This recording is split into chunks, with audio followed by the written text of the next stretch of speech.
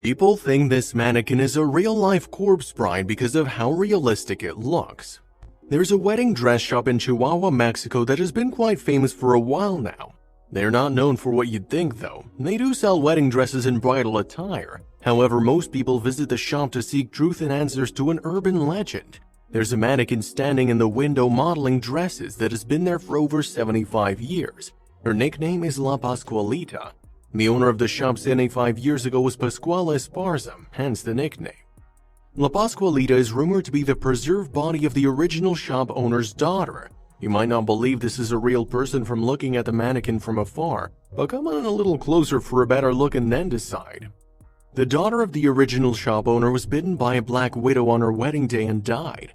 It said the mother wanted to preserve her beauty and keep her in the most beautiful dresses for eternity. Some say she's just a wax figure, however many believe these details wouldn't be there if she was made 75 years ago. The advancement in wax sculpting hadn't progressed that far at the time. The original owner denied any claims it was her daughter, but the rumor had spread far and no one believed her. It said that at night La Pascualita will shift positions and her eyes will follow you wherever you move. The details in the hands are what make people suspect that she's a real person who's been preserved. This is actually very creepy. The fingernails and lines in the hands are what make this rumor so believable. The hands even have tiny hairs just as a real hand would.